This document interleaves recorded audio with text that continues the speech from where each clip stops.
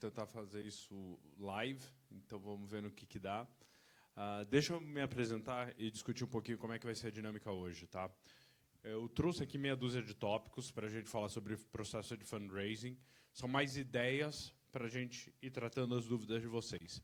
Essa sessão é chata pra caramba se vocês não perguntarem. É muito mais legal tratar os temas que interessarem a vocês e responder dúvidas.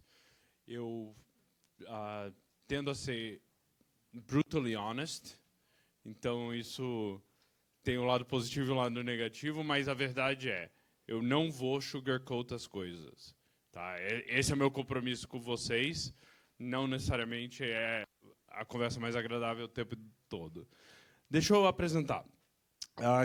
Quem somos nós, né? Redpoint Ventures é um fundo brasileiro, patrocinado por 2 fundos do Vale. Na nossa sociedade local, a gente tem 3 caras. O Anderson é um dos caras que faz Venture Capital há mais tempo no Brasil, começou em 2003, fez o primeiro cheque na Movile lá atrás, a Movile cresceu. Dos 8 milhões de investimento inicial, hoje a empresa vale alguns bilhões de dólares. Depois disso, ele foi ser CEO do Apontador e aí ele saiu para montar o fundo. Romero vendeu a empresa para o Anderson. Romero fundou o Buscapé na faculdade, com 4 amigos. É a história típica de um empreendedor que a gente vê nos filmes, muito menos comum do que a gente imagina, mas ele tocou a empresa durante 18 anos, vendeu para a Naspers, virou head de comparison shopping da Naspers. E o Manuel foi hacker, depois CTO de uma empresa de meios de pagamento com 400 devs no mundo. Aí ele, como não tinha trabalho suficiente gerenciando times em 8 países, ele montou uma startup, vendeu essa startup para o Grupo Abril, e aí virou CTO e Chief Digital Officer do Grupo Abril, até se juntar ao fundo. Além deles, tem eu. O time é super pequeno. Eu montei o segundo fundo de Venture Capital do Brasil em 2011, a Warehouse Investimentos. A gente fez o primeiro cheque no iFood, os primeiros 3 milhões de reais lá atrás. A empresa cresceu, vale alguns bi hoje. E aí eu saí para montar um novo fundo e o pessoal da Redpoint me convidou para me juntar. Além dos 3 sócios locais, a gente tem 2 sócios de fora, Redpoint e Ventures. Por isso que a gente tem esse nome longo para caramba, super criativo. A Redpoint é um fundo super tradicional do Vale, tem 480 investimentos, 180 saídas, tem nomes como Netflix, Zendesk, Zuora, Tivo, Twilio, Stripe no portfólio. E do outro lado a gente tem Ventures, que são caras que montaram a empresa que virou American Online na Europa, e resolveram fazer Venture Capital ao redor do mundo, e descobriram que num jogo que é reputação e network, você chegar 25 anos atrasado não funciona bem. E aí eles resolveram aplicar 2 coisas no modelo de Venture Capital deles. Um deles é a tecnologia, então a gente tem os robozinhos que ficam crolhando na internet e vendo o que cresce, o que cai, para tentar indicar para a gente o que olhar antes dos outros fundos. E a segunda coisa é uma pegada global. Então a gente tem um fundo no Brasil, tem um fundo na China, no Japão, um fundo na Rússia, um fundo na Europa e 2 fundos nos Estados Unidos. E a gente fica trocando figurinha, vendo o que é tendência e o que é interessante levar de um mercado para o outro.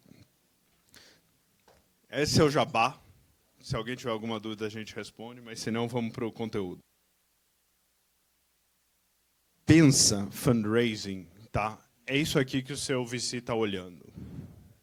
Tá. A realidade é brutal. Das empresas que levantam o seed round, de 100% delas, 25% vão conseguir levantar um Series A. Dessas, metade vão conseguir levantar o Series B. E metade vão conseguir levantar o Series C. Quando chega depois do Series C, você começa a ver empresas que conseguem ser autossustentáveis. Não necessariamente ela deveria fazer o Series D, E e F, mas as que vão crescer mais vão continuar fazendo, e mais ou menos a quebra é metade a cada round. Por que isso é importante? Porque todo modelo de VC ele é desenhado para criar esses retornos. Então, na hora que a gente está olhando, a gente está procurando empresas que vão crescer muito rápido, ficar muito grandes, e não é investir na média. Na média, essa é uma classe de ativos que perde dinheiro. A gente está procurando outliers em todos os aspectos. Tá? Não só isso, como... Ixi, mexeram aqui. Deixa eu voltar. Não sei o quanto vocês viram já de stage financing. É um gráfico feio pra caramba, mas eu vou explicar. Como é que funciona isso? Cada estágio que a gente chama, você tem um risco que você tem que tirar da mesa e algo que você tem que executar para o próximo round. Por que isso é importante? Como o risco é muito grande, né, a taxa de sucesso é muito baixa, você vai chegar e vai falar, putz, para eu construir um iFood eu preciso de 250 milhões de dólares. Se eu botar 250 milhões de dólares no dia 1, você tem 0 da empresa. Por uma razão simples. Ela vale muito pouco, enquanto você não construiu ela. Então, o que a gente faz? A gente fala, olha, tem uma primeira parte aqui que é definir o conceito. Definir o conceito, você levantou um round de seed, R$1 milhão a R$1 milhão, para provar que você consegue executar. Quem investe aqui? Tipicamente, alguém que te conhece. Porque eu não tenho nenhuma demonstração de que você consegue executar e eu não te conheço. Então, das duas, uma. Ou eu entendo que existe uma oportunidade muito clara de mercado e sou especialista e, putz, conheço aquele problema como ninguém e consigo ver por que a sua solução é única e vai resolver aquele problema, ou então eu conheço você.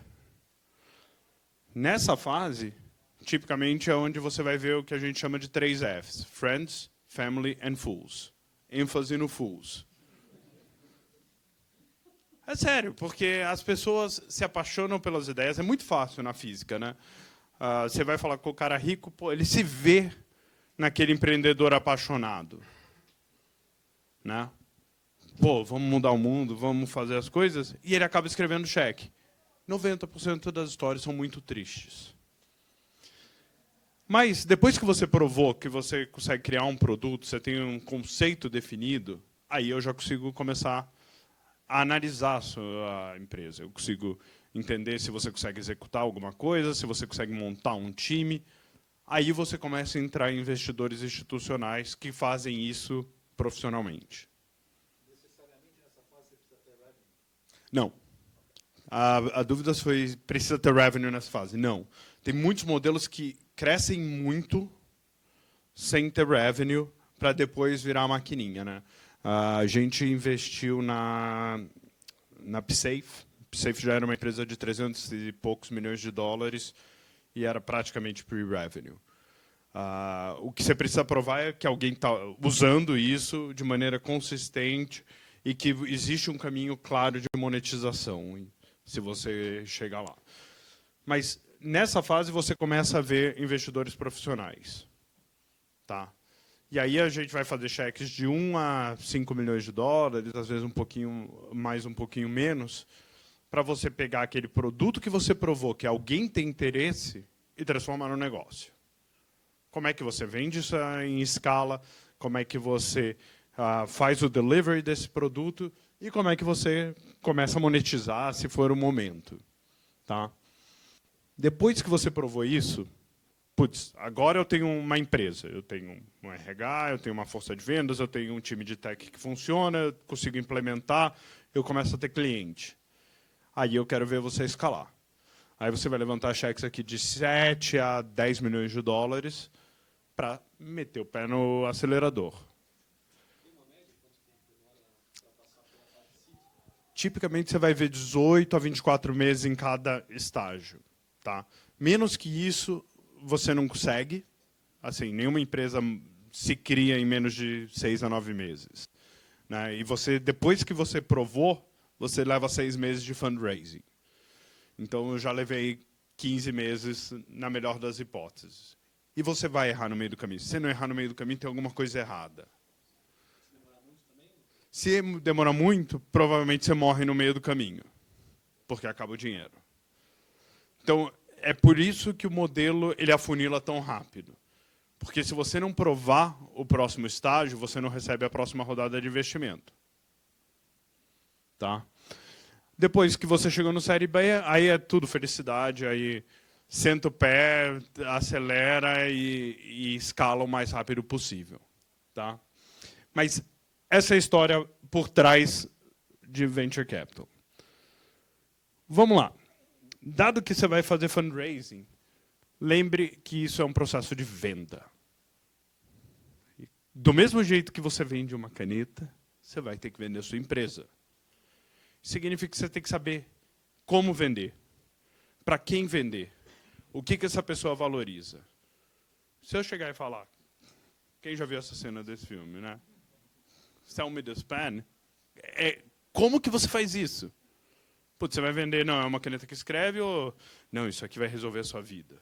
Vai resolver a minha vida, claro. Eu pago muito mais. E tem um monte de produto igual. A verdade é, a gente olha 1.400 empresas por ano. O que torna você diferente? Startups têm 1.400 por ano, pelo menos, que são as que eu olho. Por que você é diferente? O que você faz diferente? Puta, qual que é o seu secret sauce? Não?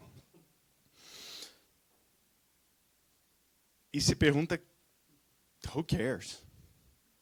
A verdade é essa. Tem um público. Não adianta você tentar vender Coca-Cola não diet para mim, porque eu não tomo mais. Simplesmente, não vai funcionar. E os fundos, eles têm perfis muito claros. Tá? Cada vez mais claros. No mercado que está se profissionalizando, crescendo e segmentando, que nem o brasileiro está, os fundos têm perfis claros. Tem fundos que vão investir para triplicar o dinheiro investido na sua empresa nos próximos 5 anos. Tem fundos que querem comprar EBITDA positivo. Tem fundos que fazem questão de ter receita. Tem fundos que querem construir empresas de centenas de milhões de dólares. Tem fundos que investem em healthcare. Tem fundos que não investem. Tem fundos que investem em biotech. Tem fundos que não investem. Estude. As informações sobre os fundos são super disponíveis. É bater no Google e olhar. E o tanto de pitch que a gente recebe de cara que fala, não, eu vou fazer um fertilizante. Pode ser legal pra caramba, eu não tenho mandato. O meu dinheiro não é meu.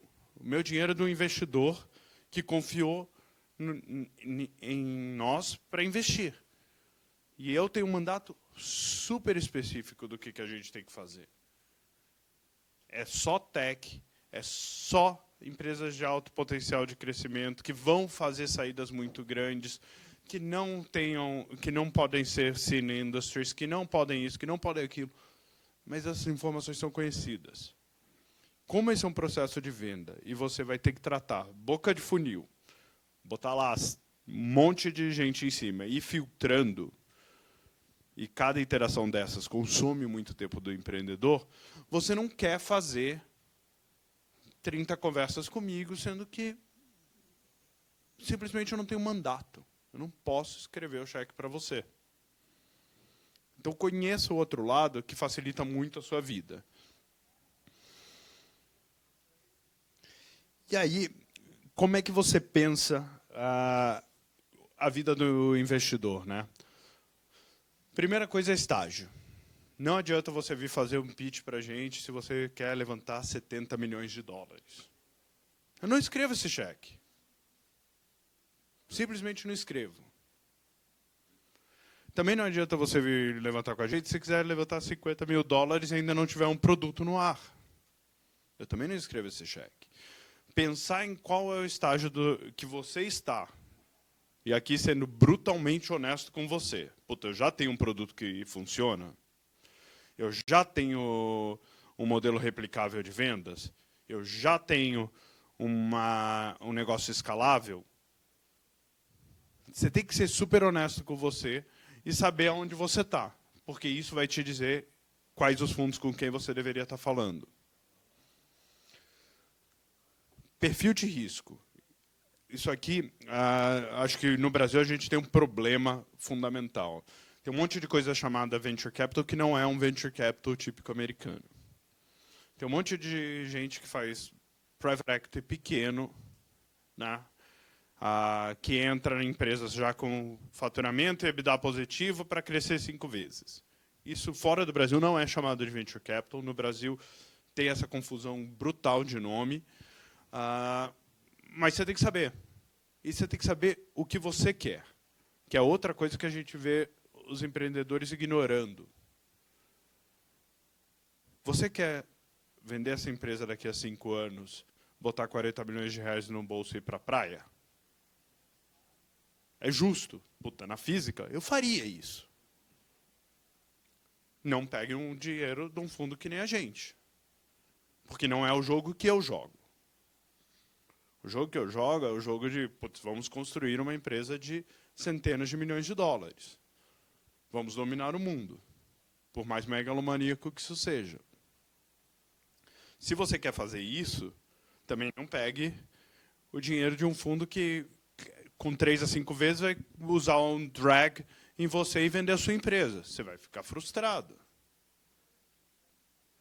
Mas essa é a pergunta que a gente sempre pega o empreendedor desprevenido, né? A gente leva o cara para jantar, dá meia dúzia de taça de vinho e pergunta, não, putz, o que você quer fazer da vida? E o cara, não, eu quero ir para a praia. Para mim não funciona. Mas é a resposta mais honesta. E a melhor coisa é a gente saber disso upfront. Porque depois que a gente investiu, eu estou casado com vocês por 7, 10 anos. E vai ser uma relação muito ruim se daqui a 3 anos você virar e falar, putz, recebi uma oferta de 100 milhões de reais, quero vender. Vou olhar para você e falar, cara, não foi isso que você me vendeu. Não foi isso que a gente combinou. Então você tem que entender, não é um jogo para todo mundo. Putz, quero um lifestyle business, quero trabalhar 8 horas por dia, quero ter tempo de chegar em casa e cuidar dos meus filhos. Fantástico. Não é o ritmo que uma startup VC-backed por um cara que nem a gente, e os caras parecidos com a gente, vive. Você pega e fala com o Sérgio da Acreditas, ele acorda às 5 horas da manhã, ele dorme às 11h30 da noite. E ele ainda corre Ironman. Não sei que horas, mas ele faz. Mas é esse tipo de energia que leva para você pegar uma empresa que saiu de 6 pessoas, num ano, ela vai acabar o ano com 40, no ano seguinte ela fecha em 120, no terceiro ela está em 360. É esse o nível de crescimento que é esperado. É o que você quer? Se não é, é fair. É completamente justo. Não é um negócio para todo mundo. Mas conheça o perfil, o seu perfil de risco e o perfil de risco que o investidor está agregando. Porque não só a gente está falando de saída, mas a gente está falando de burn. Imagina que você levantou amanhã, 7 milhões de dólares, 21 milhões de reais, 28 milhões de reais, dependendo do que o Temer faz. E você vai ter que queimar isso durante 24 meses. O que é queimar? É pegar toda a sua receita, mais 1 milhão e pouco por mês, enfiar na estrutura da empresa, para ela crescer mais rápido. Sabe o que acontece? Quando você está chegando no mês 18, você ainda está queimando alguns milhões de reais por mês. Puta, você tem estômago? Ou você vai passar todas as noites em claro porque o P&L não vai fechar naquele mês? E não vai fechar. Porque você está pegando meu dinheiro para utilizar para acelerar crescimento. Não, putz, eu durmo tranquilo com isso. Tem que entender. Não, eu quero todo mês o meu P&L fecha positivo. Não pega o meu dinheiro. Entenda isso. Foco. O que o fundo gosta de investir? Putz, esse é um fundo que gosta de investir em B2C, é um fundo que gosta de investir em marketplace, é um fundo que gosta de investir em SaaS, é um fundo que investe em agritech. Cada um tem um fundo. E cada um tem uma experiência e uma história. Assim, na hora que o empreendedor chega e fala, putz, Eu quero você, porque você fez aquele investimento naquela empresa e ela deu errado. Eu quero saber por quê, eu quero que você me ajude a evitar. Puta, já ganhou 10 pontos. Estudou, sabe por quê que é um investidor. E isso aqui também joga contra. Putz, eu tive uma experiência ruim no setor de, sei lá o quê, de coxinha. Vai ser muito difícil eu fazer um outro investimento em coxinha. Pode ser que você me convença? Pode ser, mas você tem que saber a minha experiência, você tem que saber de onde eu estou vindo. É um business completamente pessoal.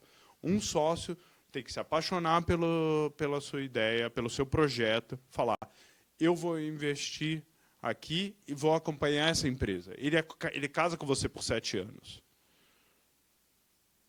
Ele vai sentar no seu board durante 7 anos. Se ele não gostar do tema, muito difícil. Então, vamos lá. Essa bobagem...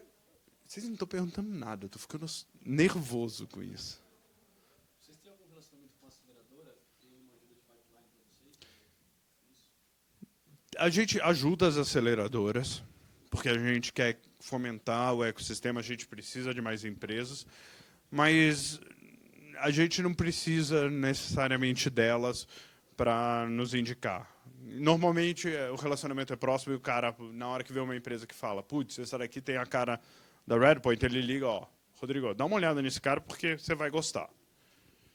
Mas a função é mais uma recomendação, isso que a gente vai falar um pouco de acesso, como é que você chega na gente, do que efetivamente ele fazer uma filtragem objetiva.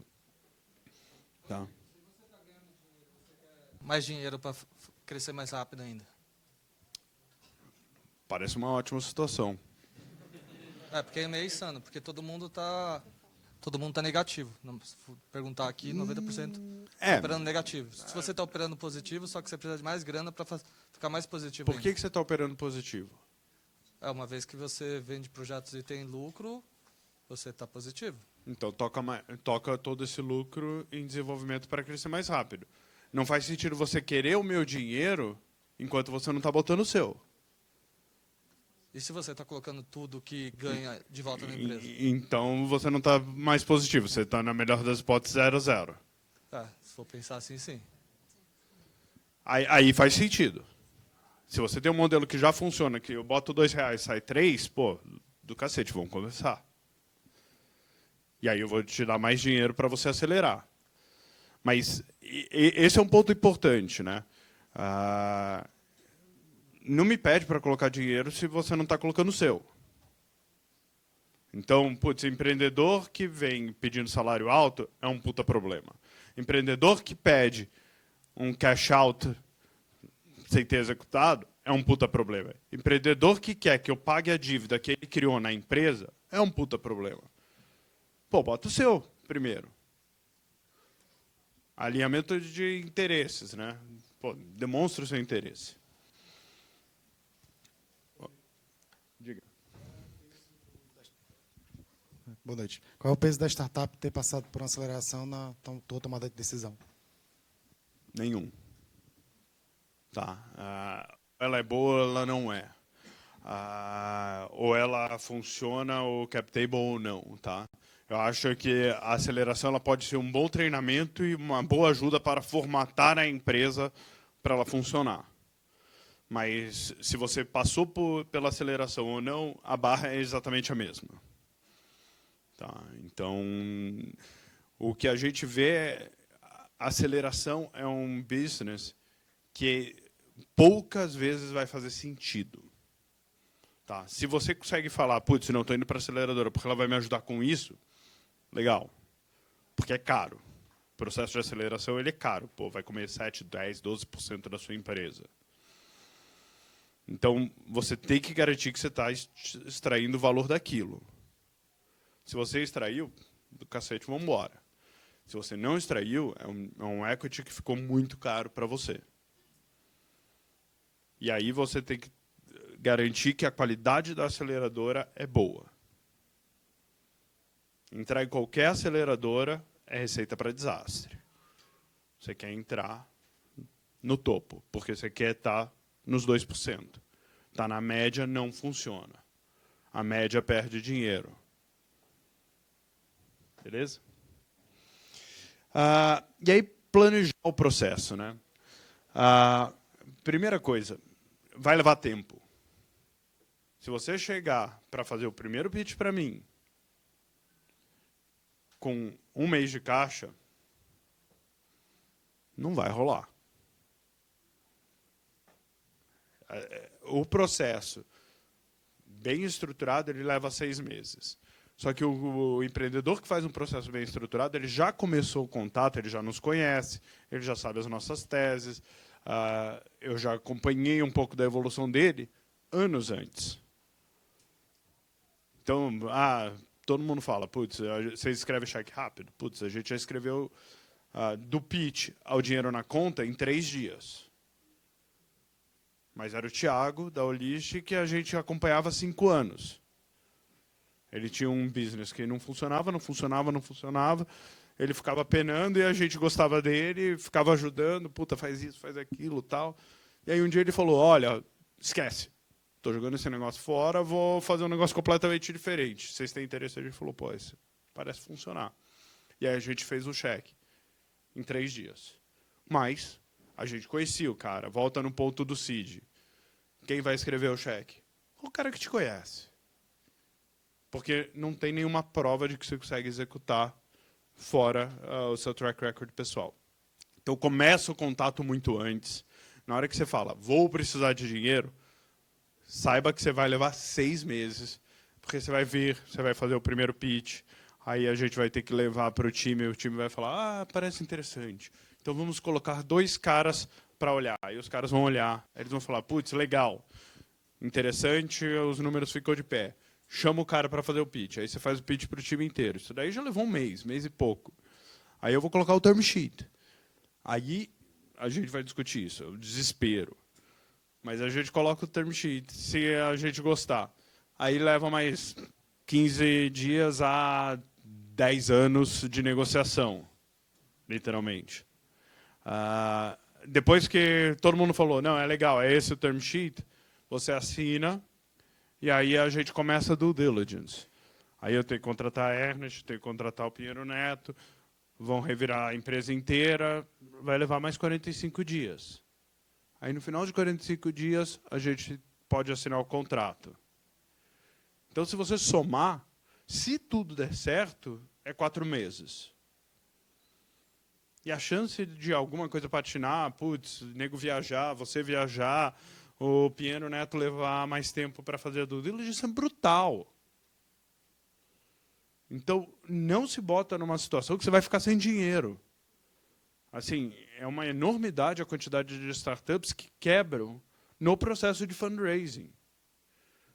E pior, porque se você falar, não, eu tenho 6 meses de caixa, vou começar hoje, se você chegar lá no final e por alguma razão você não conseguiu levantar, você quebra e você vai carregar um monte de passivo trabalhista e tributário na física no Brasil.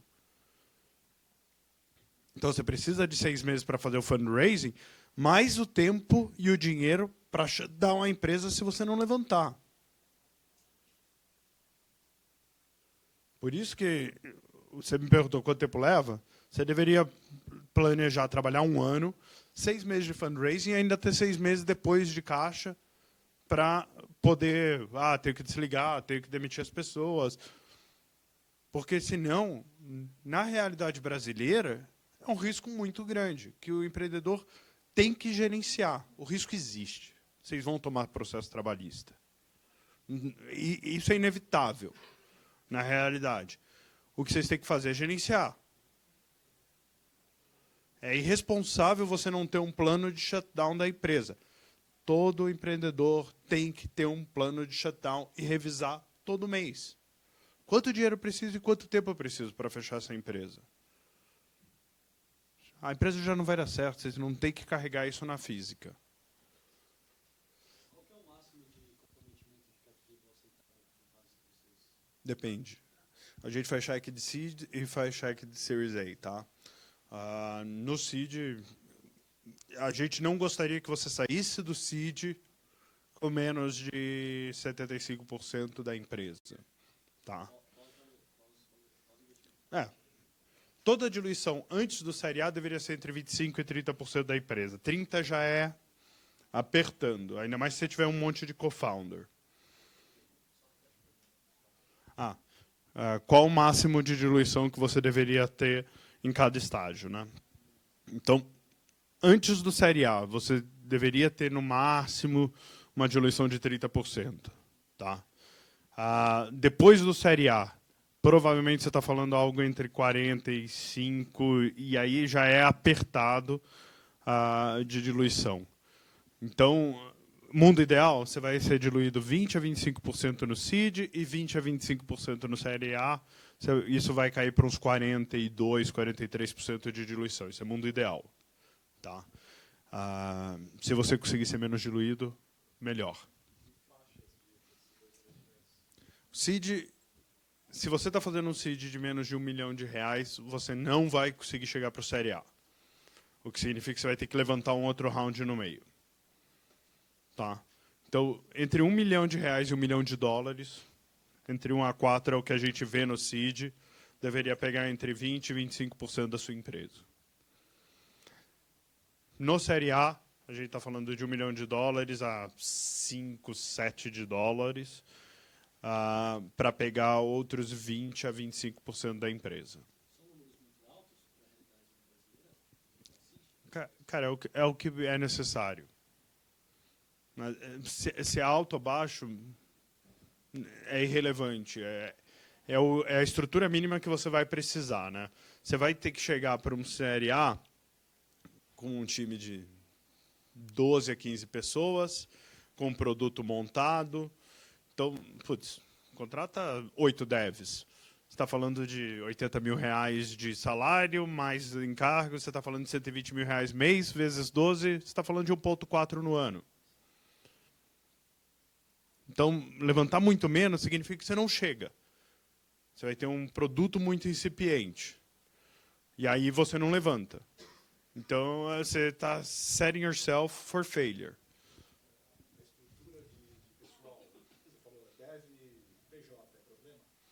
Nesse estágio, não.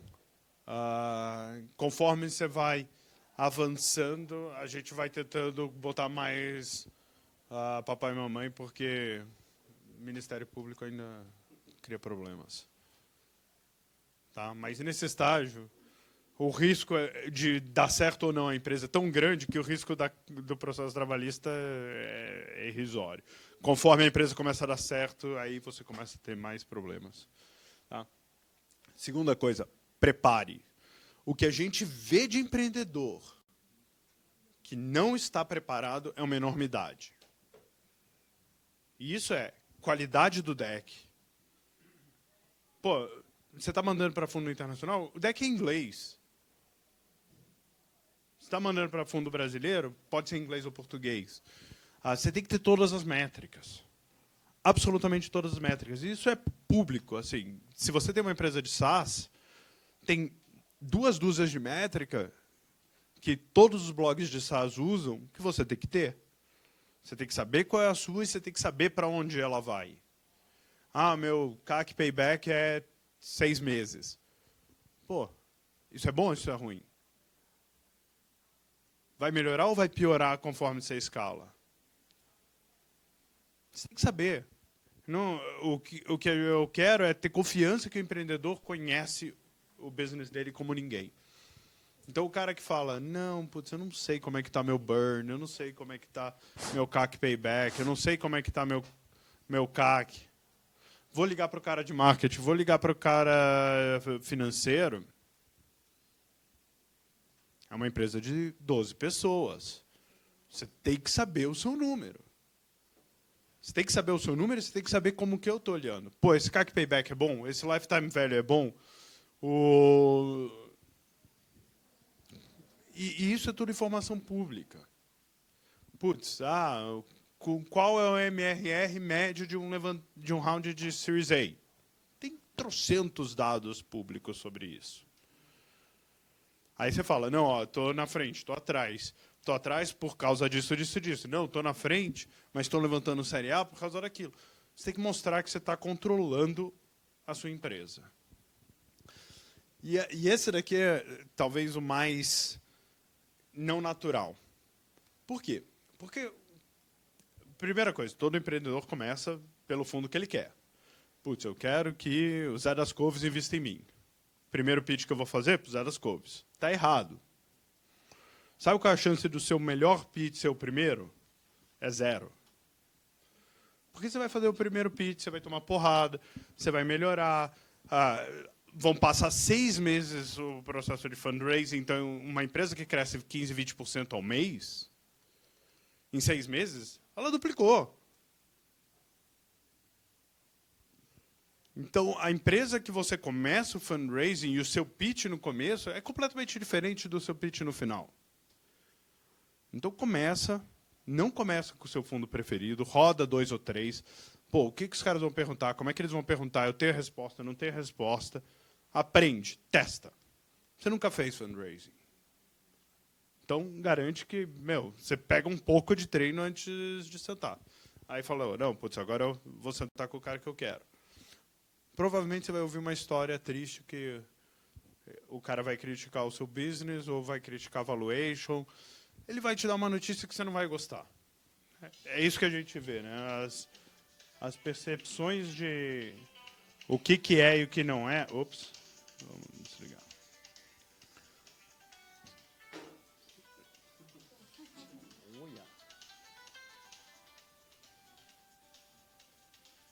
Olha, não me deixa desligar. Agora desliga. Então, mas normalmente tem um gap grande de expectativa entre o que o empreendedor acha e o que o fundo acha.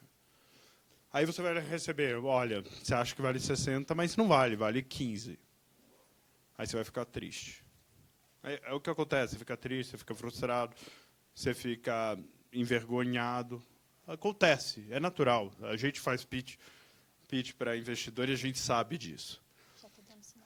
E aí você começa a rodar todos os outros fundos, e aí chega lá no final, um fundo que não era a sua primeira escolha te faz uma oferta. Mas esse fundo, ele está vendo uma empresa que é materialmente diferente da primeira. Seja de qualidade de pitch, seja na maturidade da empresa mesmo. Passa a mão no telefone e liga para o cara que você mais gostou. Não importa o quanto isso doa no orgulho. Mas liga e fala, cara, eu tenho um term sheet assim. Você quer fazer por ele? Porque eu prefiro trabalhar com você. A gente vê muito empreendedor que bate na nossa porta, ouve a notícia ruim e nunca mais volta. E aí ele acaba fechando com um fundo lá no final que ele não gostava, por termos que a gente fala, não, putz, esse deal eu faria. Então escolhe. O máximo que você vai ouvir é um não, que você já ouviu na primeira vez. Mas fazer esse negócio recorrente é fundamental, porque você vai aprendendo. Você vai aprender como é que você vai pitch, você vai aprender como é que eu vou olhar as métricas, você vai aprender contra o quem que eu estou te comparando, e isso vai melhorando durante o tempo. Por isso que empreendedor de segunda viagem, cara que já montou a primeira, consegue levantar dinheiro muito mais fácil. Ele já fez isso, ele já aprendeu esse processo. Vocês vão ter que aprender enquanto estão fazendo. Tem pergunta? Temos perguntas. Primeiro comentário da Kika Agostini. Ela disse que isso serve para qualquer coisa na vida. Apresentação de empresa, entrevista de empresa, é um treino. A pergunta agora é do Itiberê. Minha startup tem cessão de participação com vesting de 1% ao CFO e uma empresa nos Estados Unidos para montar operação lá. Pergunta, como isso entra na análise de participação do founder? Vamos lá. Primeiro, todo mundo que vai ganhar participação na sua empresa por trabalhar tem que ter vesting, inclusive você. Assim, é um monte de história triste que a gente ouve, que tinham 4 amigos que montaram a empresa, aí um deles casou, o outro deu a louca e resolveu ir para a praia, e aí ficam 2 tocando a empresa, e 2 que estão fazendo seja lá o que da vida e levam metade da empresa embora. Todo o valor dessa empresa está no futuro dela. Se você pegar e fizer qualquer discounted cash flow de uma empresa que queima centenas de milhares de reais por mês, dá negativo. Alguém só está investindo nela porque algum dia ela vai valer alguma coisa. Para algum dia ela valer alguma coisa, os founders têm que ficar. Inclusive os seus co-founders. Se você não tem vesting contra os seus co-founders, coloque amanhã. Porque o equity deles só se justifica se eles ficarem. E o mesmo vale para você. Se amanhã você virar e falar, vou para a praia, você não vai levar nada dessa empresa. Então, nessa situação específica, o seu CFO, ele é do management team, ele tem vesting, ele é parte do founding team, como a gente olharia. Tá? Inclusive, o seu stock option pool, ele entra no que a gente olha como participação do time e participação dos founders. Quanto à situação da empresa que está montando lá fora, primeiro eu não colocaria uma empresa no meu cap table. Tá? Você começa a ter um monte de problemas de voto piramidal. Quem conhece a história do Daniel Dantas? Com 2% ele controlava a Brasil Telecom, porque ele controlava uma empresa, que controlava uma empresa, que controlava uma empresa, controlava uma empresa, controlava uma empresa, que controlava a Brasil Telecom. Porque ele só precisa ter 49.999 mais 1. Se ele tiver isso, ele controla a primeira, que controla a segunda, que controla a terceira, controla a quarta, e ele vai multiplicando, é o poder de alavancagem. Então, não colocaria nenhuma empresa no meu cap table. Imagina que você, como founder, você tem lá os seus 2 co-founders estão numa empresa. Aí um deles briga e vende 1% para o outro. Aquele cara controla a sua empresa agora. E o que era para ser uma parceria entre 3, vai para a mão de 1, porque tem voto piramidal. Então, não coloque. E eu não faria nunca a troca de participação na minha empresa por uma empresa operar lá. Eu montaria uma JV com ela, onde eu teria participação na empresa americana.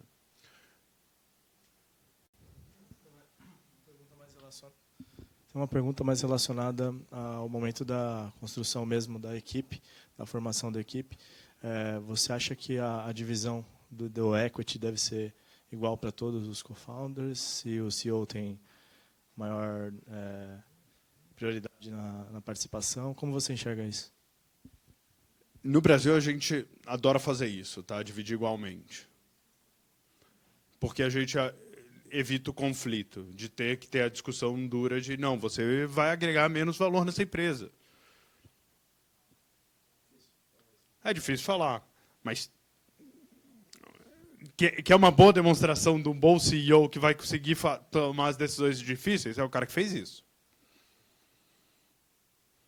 E assim, eu já vi casos super desproporcionais, onde o cara saiu com 60 e os co-founders dele, um tinha 8, outro tinha 4, outro tinha 2. Empresa super bem sucedida. Mas o cara teve que ter a conversa difícil. A maior diluição que você toma na sua vida, todo mundo fica preocupado. Ai, não, o VC vai me diluir 22% ou 20%. Cara, você já tomou 50% na cabeça do seu co-founder. É melhor que ele vale a pena de você ter aberto 50% da sua empresa. Se você tem 2, puta, você tomou 66% de diluição. Na cabeça.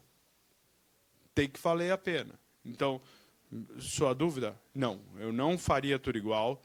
Eu faria por valor agregado. E a melhor forma de você fazer isso é o cara que cria o negócio mesmo, tirar o negócio do chão primeiro. Porque aí existe um negócio que já existe. Se ficar todo mundo sentado na sala e falar, putz, vamos criar junto, aí é muito difícil você ter essa discussão. Pergunta de encontro com o que ele falou. Se uma empresa é do fundador, é o fundador único, o desenvolvimento é feito por terceiros, por empreita, ele controla a empresa dessa forma. As aceleradoras, elas pedem que as empresas sejam, pelo menos, possuídas por 2 cofundadores. Isso é uma certeza? Isso é uma coisa que... Como é que é visto uma startup ser possuída por uma pessoa só? Em geral, não é um problema ela ser possuída por uma pessoa só. O que é um problema é você não ter conseguido montar time. E se o cara que você trouxe é bom, você quer ele para o longo prazo. Então é melhor você dar equity para ele. Não precisa dar metade da empresa, mas você quer amarrar o pé dele para um longo prazo. Então, essa é uma das dúvidas que eu tenho, né? Um sole founder chega na minha frente, eu vou perguntar, por que esse cara não montou um time ainda? Tá. A segunda questão é bom você ter gente que vai discutir com você, de igual para igual. A gente está fazendo um negócio que é uma das coisas mais difíceis que qualquer pessoa pode fazer na vida, montar uma empresa de sucesso.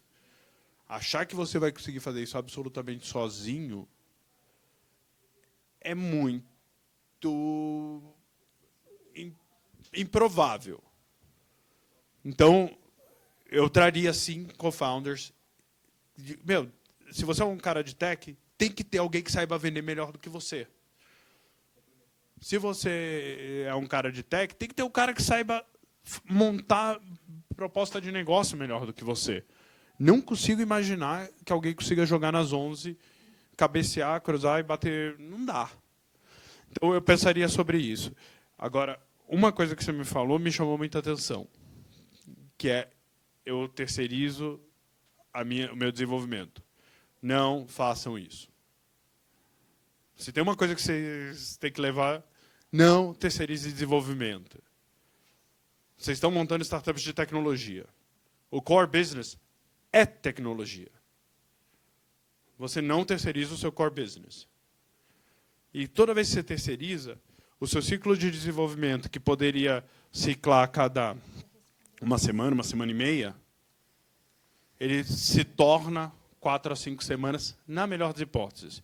Porque você vai ter que especificar, aí o cara vai cotar, aí você vai negociar, aí depois que ele negociou, ele vai executar, aí ele executa, mas como você é cliente, ele tem que testar, aí ele vai marcar uma reunião, que as agendas nunca são instantâneas, é para daqui a uma semana, para vir te apresentar, aí você vai falar, não gostei desse botão, muda para cá.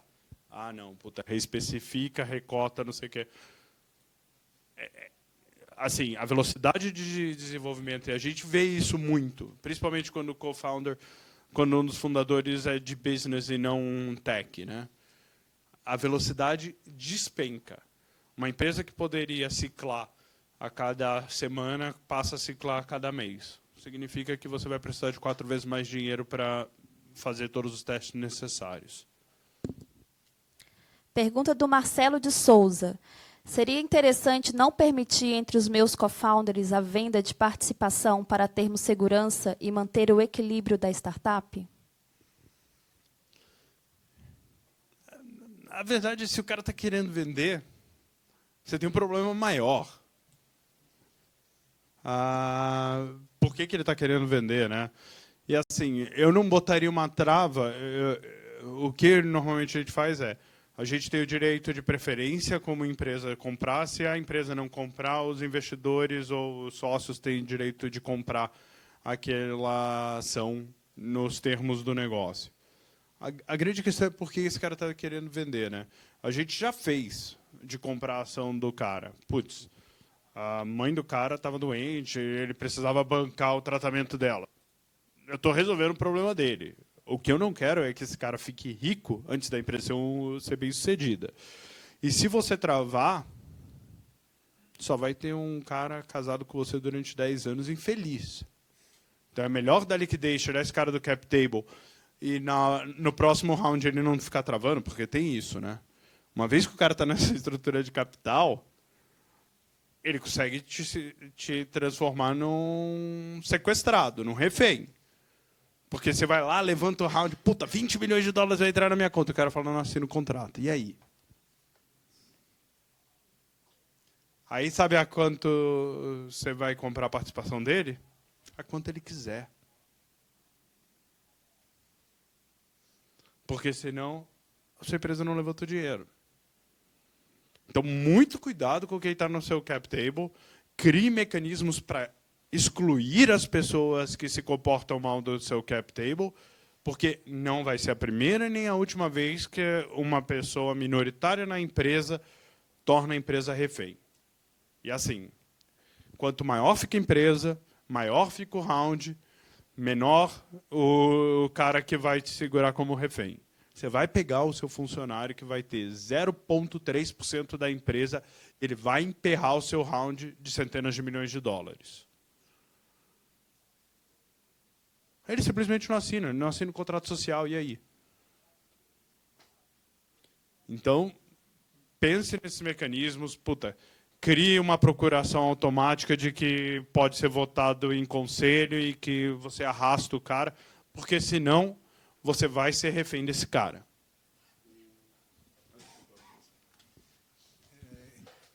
Em que momento e como se cria um conselho?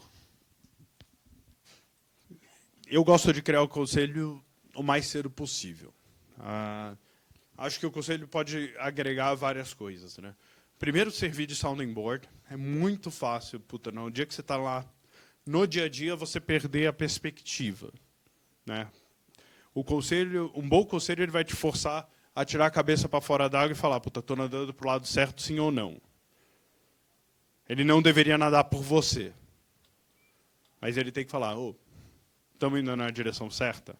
Então, essa, para mim, é uma importante do conselho. A segunda é ajudar nas decisões difíceis. Vai ter um dia que você vai querer demitir o seu co-founder. Você vai tomar essa decisão sozinha? Ou você vai querer ter mais alguém para te ajudar nessa decisão e ajudar no processo? Alguém tem que passar a mão no telefone e falar, cara, não está rolando. Você vai acabar sendo demitido. Além disso, você pode trazer conhecimento de mercado, né? Você pode trazer network.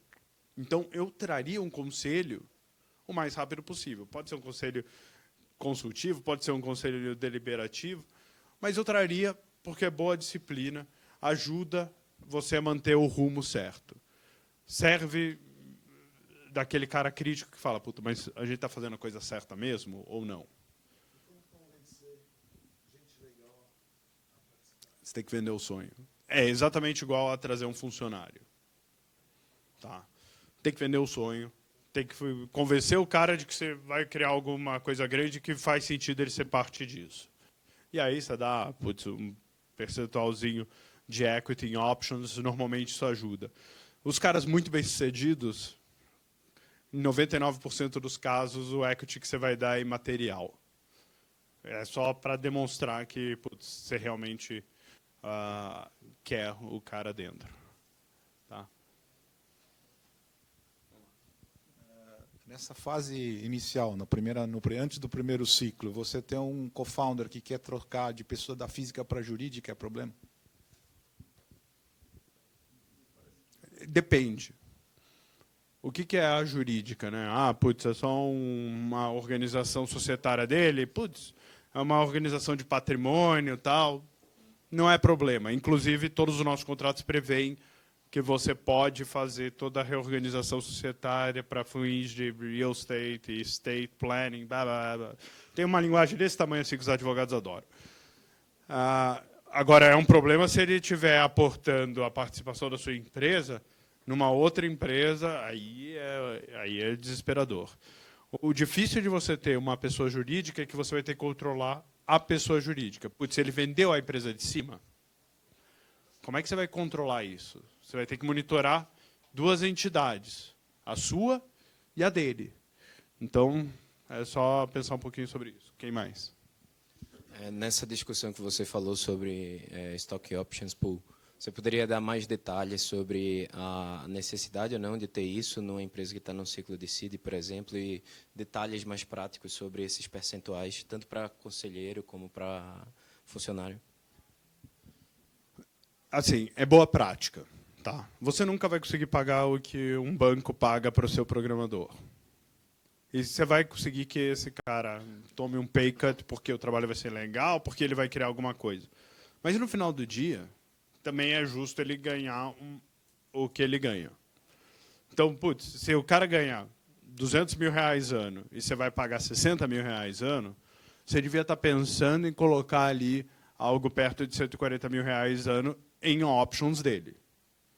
É até uma forma de você falar, ó, beleza, eu estou te pagando a mesma coisa, só que eu estou te pagando em equity, que vai crescer muito mais, estou te trazendo para investir na empresa junto comigo, e você vai receber menos de salário base. Então, eu nunca penso em percentual, tá? Normalmente, o que a gente faz é separar entre 10% a 20% da empresa, depende do número de co-founders. Você tem 8 co-founders, você precisa de um option pool menor. Se você tem só você precisa de um option pool maior, porque você vai ter que trazer mais gente. Né? E, conforme a senioridade vai crescendo, você vai ter que dar mais da empresa. Mas pensa como valor, porque no final do dia você está dando dinheiro. Você podia levantar mais dinheiro e pagar mais salário. No caso do conselho, essa mesma conta como você vê e a responsabilidade do conselho. O que você tem no papel que é a responsabilidade?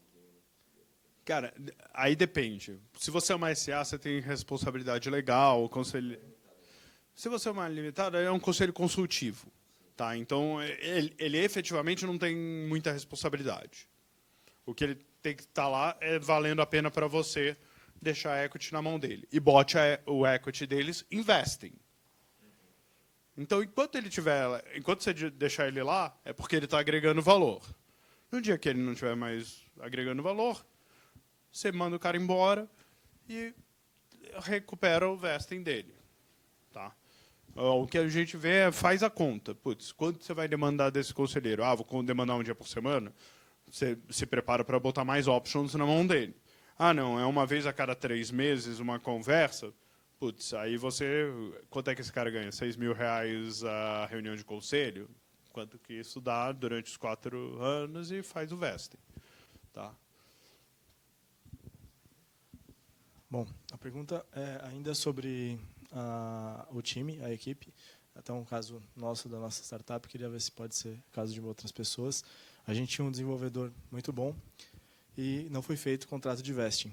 Tá? Então, no momento em que a gente estava lá com o MVP de 90% pronto, ele saiu. Nesse caso, estou procurando outros desenvolvedores. Provavelmente algumas das empresas que vocês já colocaram no fundo passaram por isso. Como você imagina a entrada de novos desenvolvedores nesse período que já tem um produto quase pronto, não é do zero que ele vai entrar, então provavelmente o equity vai ser ainda menor. Como você enxerga isso? O equity dele é o futuro, né? É para ele estar aqui durante os próximos 4 anos. O que já está construído, ele é menos crítico agora, porque ele não é mais o único desenvolvedor. O poder de negociação muda um pouquinho, mas no final do dia você está dando equity, não é pelo passado, é pelo futuro. Você quer esse cara aqui 4 anos. Então, você tem que manter ele incentivado para isso. Também é sobre founders e co-founders. Não. A minha pergunta é mais... quais são os benefícios e desafios que você enxerga em empresas que começam com founders, co-founders, trabalhando em países diferentes e com uma operação internacionalizada? Quais são as coisas que a gente tem que prestar atenção na hora de montar bem o negócio? Vou te dar uma notícia ruim. Não funciona. Tá? Assim, não funciona. Sempre tem a exceção que prova a regra. Tá? Mas é muito difícil. O seu ciclo de comunicação fica muito mais longo. As realidades e as percepções do que está acontecendo são diferentes. É muito mais fácil e ágil estar no mesmo local. E é muito mais fácil e ágil você começar num único mercado.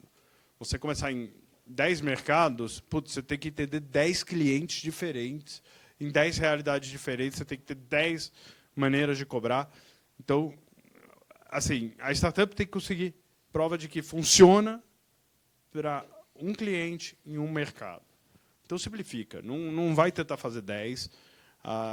Traz o seu co-founder ou vai com o seu co-founder. Simplifica a vida, porque virar à noite, trabalhando 18 horas por dia, e ainda tem que sincronizar, porque o cara está na China e você está começando a fazer call às 9h30 da noite, e o cara está lá pimpão porque é de manhã e você está arrebentado porque é final do dia, não vai funcionar. Assim, o ciclo de comunicação se torna mais longo, inevitavelmente. E a mesma coisa que o desenvolvimento externo. Você tem que brifar, aí o cara executa, aí ele vai, aí ele volta. Mesmo 2 localizações no mesmo país, para o very early é muito difícil. Na hora que você começa a ter estrutura gerencial e as pessoas conseguem cada um tocar sua vida, muda um pouco o jogo. Mas no começo, todo mundo tem que saber o que está acontecendo e comunicar da maneira mais rápida possível.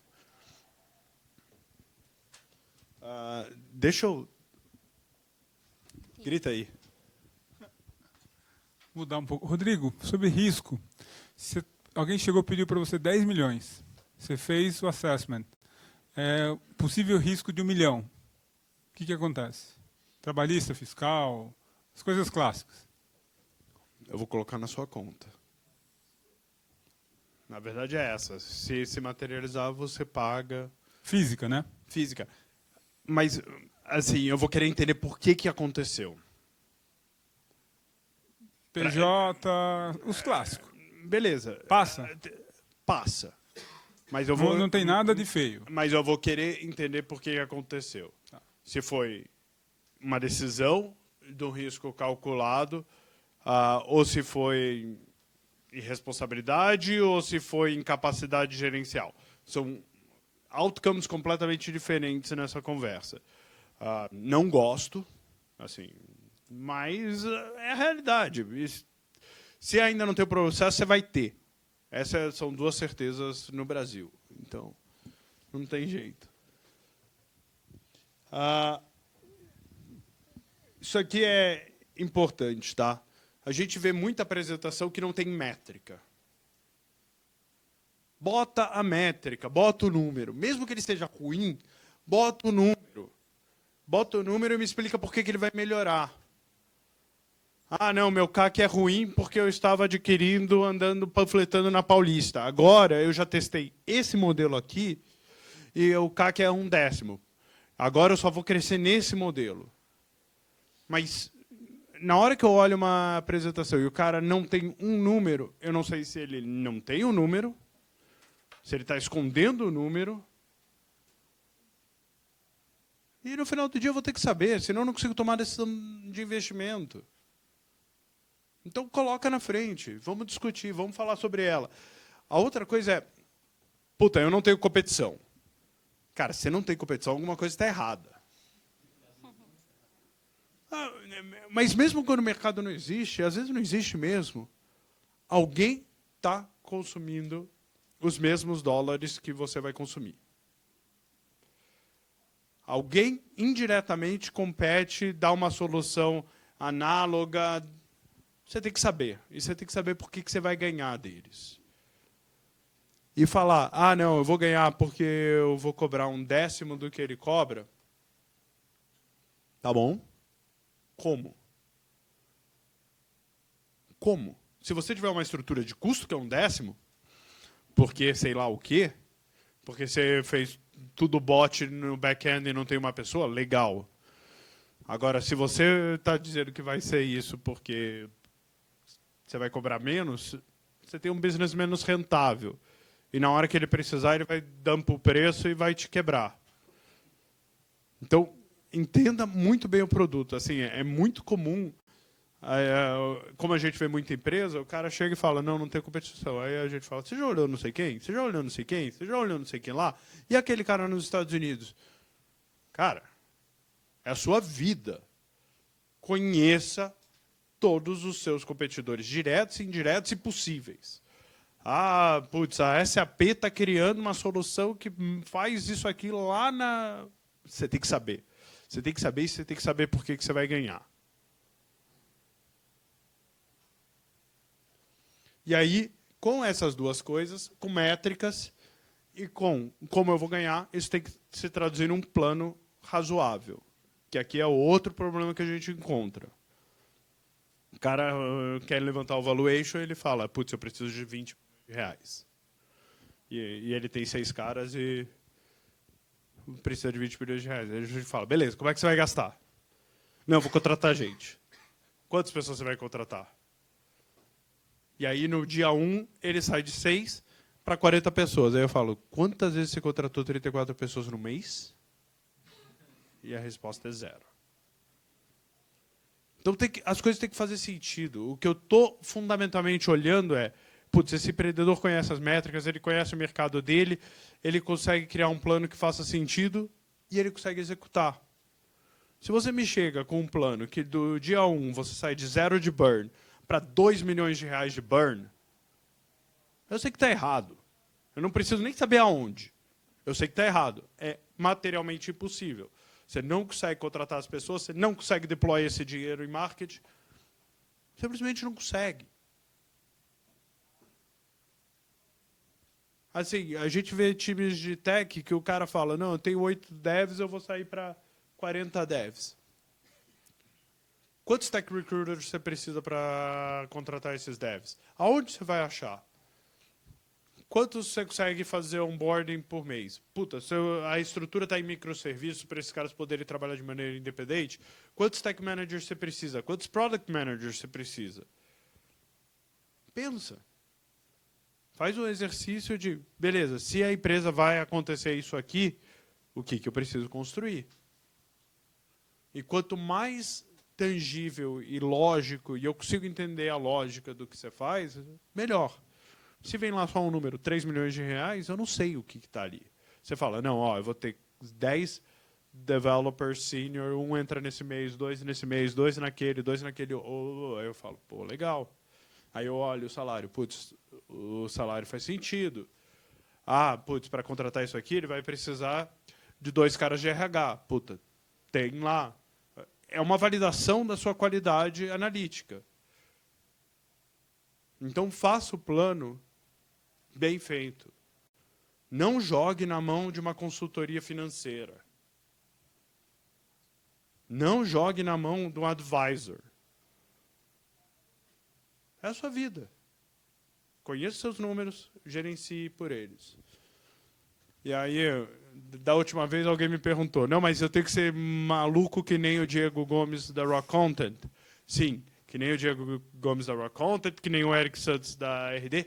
Saiba todos os seus números. A RD erra o número dela todo mês, por 1 a 2%. Numa empresa que já fatura dezenas de milhões de reais, tem 650 funcionários. O erro dele é 1 a 2%. Se você não consegue, numa empresa de 12, manter alguma previsibilidade, a gente tem um issue. Pergunta do Eric Santana. Na média, qual o nível de faturamento que uma empresa precisa para cada estágio de investimento e qual é o tamanho de mercado mínimo para ser atraente para os VCs? De novo, depende. Essa é a resposta mais ingrata que tem. Depende do modelo de negócio. Se você é uma empresa SaaS, é materialmente diferente de você ser uma empresa de marketplace, que é diferente de uma empresa de mídia. Empresa de mídia, você vai ver ela chegar a centenas de milhões de valuation sem ter R$1 de receita, porque ela está criando audiência, ela está criando retenção, ela está criando público. Não faz sentido ela ligar a maquininha e começar a monetizar enquanto ela tem 10 mil usuários. Então, isso depende, tá? Mas pegar SaaS, que é o mais fácil, eu acho que, putz, para você fazer um Series A, você tem que estar algo entre 50 e 150 mil de MRR. Marketplace, putz, você deveria ter já algumas dezenas de milhões de reais de GMV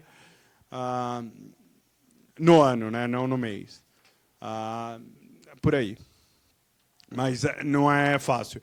Agora, mais do que o tamanho de mercado é fundamental. Para um fundo que nem a gente olha para saídas muito grandes, né? A nossa filosofia, nossa matemática tosca é o seguinte: a gente vai investir em 20, um terço vai quebrar, um terço vai me retornar o capital investido neles e um terço vai ser um sucesso. Então, a gente está falando 7 empresas.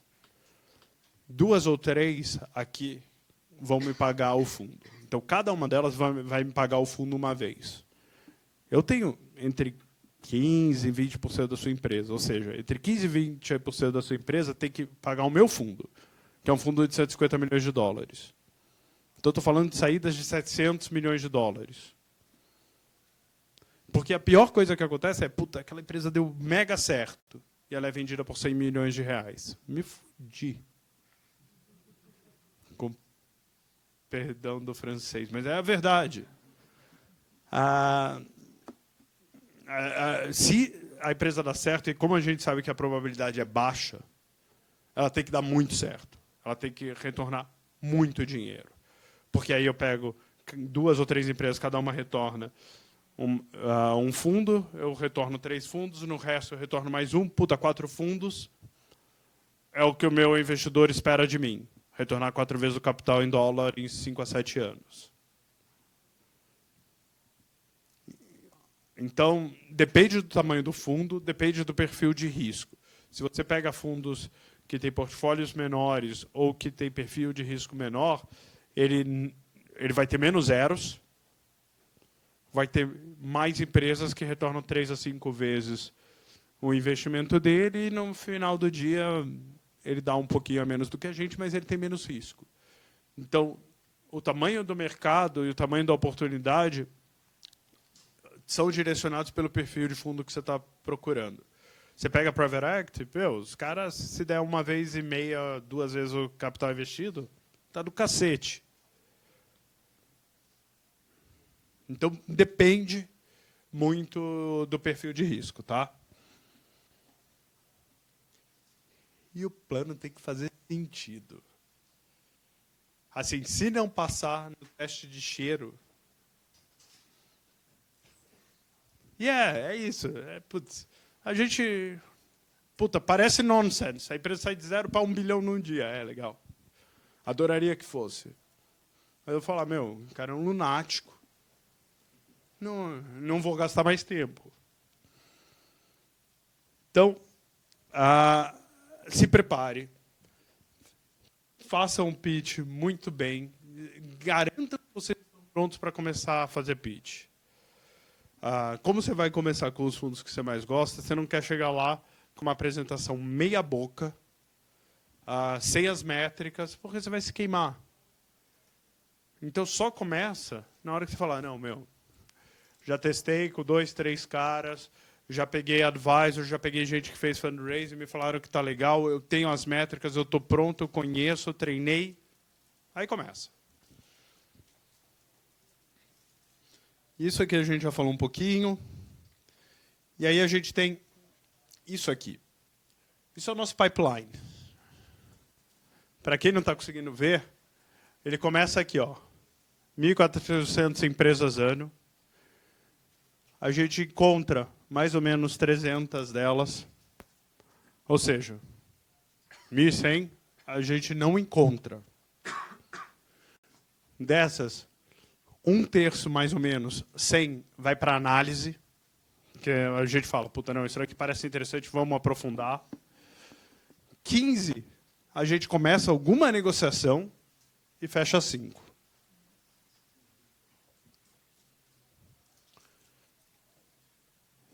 Mas o que é importante notar? Que tem uma primeira barreira aqui, que é brutal, que é sair do contato@rpev.com.br. A gente olha, a gente lê, mas a menos que o seu pitch seja muito, muito, muito, muito, muito, muito bom, e tem pitches assim, vai ser muito difícil você comunicar com legal a oportunidade. É muito melhor alguém que te conhece e que nos conhece passar a mão no telefone e falar, Rodrigo, dá uma olhada nisso aqui, que é legal, está na sua tese, eu sei que você tem interesse nisso. Aí eu já marco direto. E tem um efeito legal, porque esse cara ele está empenhando a reputação dele nesse negócio. Então, se ele achar que não é um bom deal para mim, ele não vai recomendar. Ele vai falar, não, putz, olha, você quer falar com o Redpoint, mas não é para você. Não é o que eles querem. Então, ele já me ajuda a filtrar. Não só ele tem o acesso, mas ele me ajuda no meu processo de filtro. Com isso, eu garanto que tenha uma qualificação. Então, se você quer chegar na gente, pô, vai falar com os nossos empreendedores, vem falar no Cubo. Tem um monte de gente que conhece a gente. Tem 7.000 pessoas no LinkedIn. É demais. Algumas delas realmente me conhecem, sabem o que a gente está fazendo na firma, sabem o que a gente está procurando, sabem quais são os testes de investimento. Acha esse cara para te recomendar. Porque ele vai servir de filtro para você, evita que você gaste tempo se você não é um bom fit, e ele serve de filtro para a gente. Tá? Vamos lá. Então, referral, conheça o fundo, né? Você vendeu o pitch. Pô, você chegar para o Romero e falar, meu, eu estou criando um negócio aqui, onde a sua experiência de comparison shopping do Buscapé é super relevante, é uma coisa. Chegar e falar, não, Romero, você é um empreendedor de sucesso, eu quero a sua experiência, é outra coisa.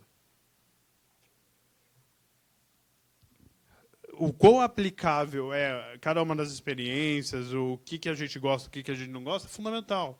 Pô, estou há anos falando que eu quero alguma coisa de real estate. Eu quero matar coelho da Fonseca. Essa é a minha meta pessoal. Eu quero investir em quem vai matar coelho da Fonseca. Todo mundo sabe disso. Na hora que alguém chegar e falar, ó, esse cara vai matar coelho da Fonseca, pô, é o primeiro da fila. E follow-up. Como o nosso volume é muito grande, você tem que follow-up. Não adianta ficar mandando e-mail a cada 15 dias, a cada 15 minutos, se tem gente que faz isso. Putz, você olhou meu deck, você olhou meu deck, você olhou meu deck, você olhou meu deck. Não, não olhei. É humanamente impossível. Mas, quando a gente olhar, a gente vai voltar para você, vai falar, ó, sim ou não. Ou se a gente chamou para uma reunião e falou, ó, cara, ainda não é o estágio, olha isso, isso, aquilo, pensa nesses pontos. E volta daqui quando você resolver, volta. Volta porque a gente está deixando a porta aberta, a gente já disse o que a gente quer ver. Vai lá e volta. Continua a conversa. Ah, putz, eu falei que tem um problema de CAC aqui que você não está vendo. Às vezes a gente está certo, a gente tem o benefício de olhar muita coisa, né? Putz, eu vejo um negócio que está funcionando para você em força de venda, e eu falo para o Zé das Couves. Falo, cara, olha esse modelo de força de venda que o cara ali está fazendo, pode ser interessante para você. Volta depois de um mês e fala, ó, pensei. Faz sentido, não faz sentido? Puta, estamos testando, está funcionando? Continua a conversa. Eu quero ver que você está evoluindo. O empreendedor ele gosta muito de mostrar foto para a gente, né? Puta, essa é a minha empresa. Eu posso olhar, puta, é bonita, é feio, mas eu não sei se ela está ficando mais bonita ou mais feia. É muito melhor você criar um filme. Porra, me mostra uma foto. Está aqui. Essa é a minha empresa hoje. Eu vou fazer A, B e C nos próximos 3 meses. Aí, daqui a 3 meses, você manda um e-mail. Ó, eu fiz A, funcionou, fiz B, não funcionou, e fiz C, a gente ainda está testando. Agora eu vou fazer D, E e F. E me mostra esse filme. Eu quero ver se você está aprendendo, eu quero ver se você está evoluindo, eu quero ver se você está montando time. É isso que a gente quer ver. É isso que nos anima com o empreendedor. Puta, o empreendedor que a gente fala, meu, esse cara está aprendendo, esse cara vai ficar bom pra cacete, a gente pode se animar e fazer um investimento no cara. E a gente já fez isso algumas vezes. E se tem deals que a gente se frustrou em não fazer, são os deals onde a gente perdeu essa evolução do empreendedor. Que a gente falou, meu, tenho dúvidas desse cara, ele é um professor, não sei se ele vai conseguir virar um empreendedor. E o cara virou um puta empreendedor. Esses são os deals que a gente regret, porque a gente leu errado a evolução do cara. Mas é papel de vocês ajudar a gente a chegar lá. E agora, você quer conseguir aumentar a valuation, investidor morre de FOMO, que é Fear of Missing Out. Pouquíssimos deals vão levar ao retorno da indústria na hora que o negócio está quente, na hora que, putz, todo mundo se convenceu que aquela é a empresa. O cara vai entrar de qualquer jeito. Porque a verdade é, se eu estou pagando 20 milhões ou 30 milhões, é irrelevante se a sua empresa vai valer 2, 3, 4, 5 bi. Então, o que você tem que fazer é criar esse momento, é falar, ó, tem o term sheet de não sei quem, você quer entrar? Porque aí as condições do deal vão melhorar bastante. Esse é um outro ponto que, assim, a gente fala, e eu entendo que, puta, o empreendedor está ocupado tocando a empresa, e que dá trabalho pra cacete. Mas é a negociação da sua vida. Conheça os termos.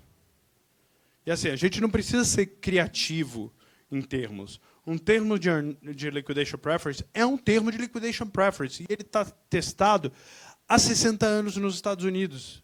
Não vai mudar. Não tente ser criativo nos termos.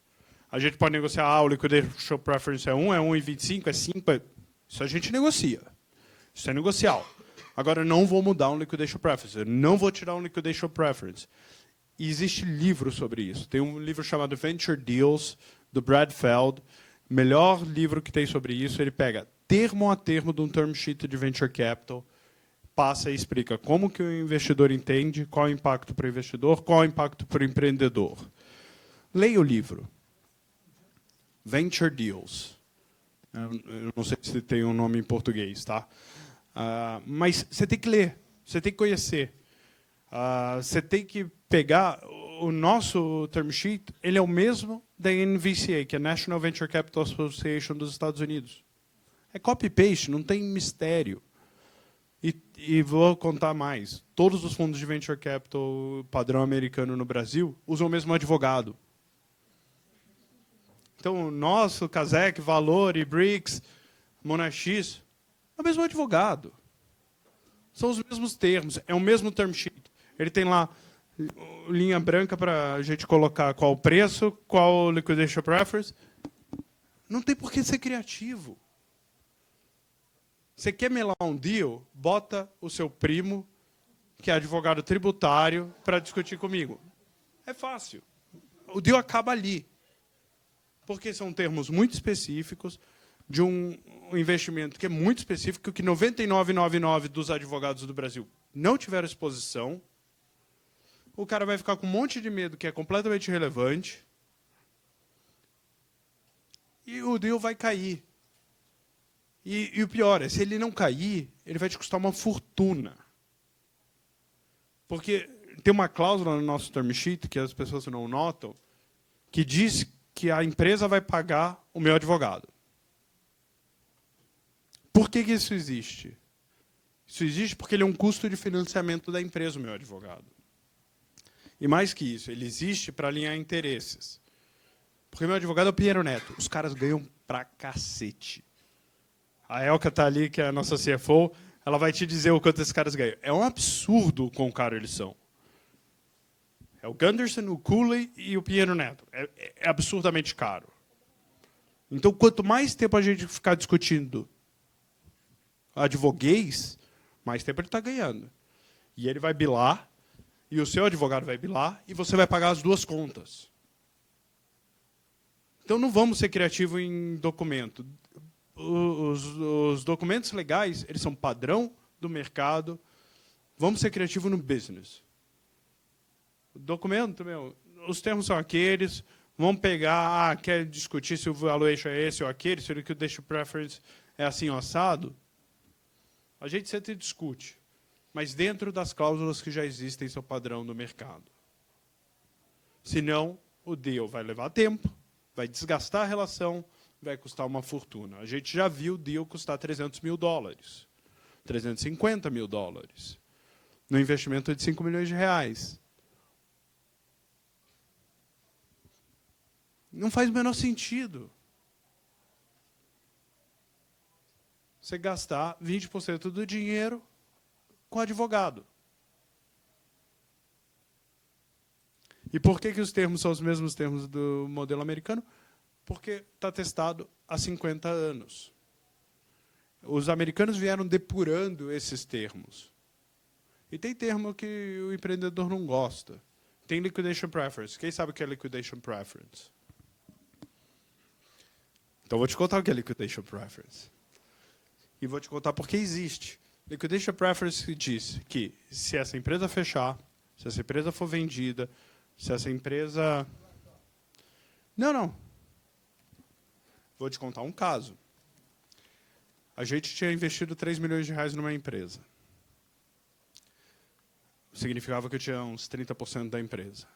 Chegou no dia seguinte, mentira, 2 semanas depois, o maior player global daquele mercado falou: vou entrar no Brasil e vou torrar $20 milhões para ganhar esse mercado. O empreendedor veio com os olhos regalados assim para a gente, falou: fudeu, vamos fazer o seguinte, vamos fechar a empresa, porque a gente vai perder o jogo, a gente distribui o dinheiro no caixa e vamos embora. Não vamos gastar esse dinheiro. Só que ele pegava 70% dos 3 milhões que eu tinha botado lá dentro. E eu perdia R$2,1 milhões. Como tinha um liquidation preference, eu falei, cara, não é assim que funciona. Se você fechar a empresa, os primeiros R$3 milhões, até você me pagar o meu investimento, vem para mim.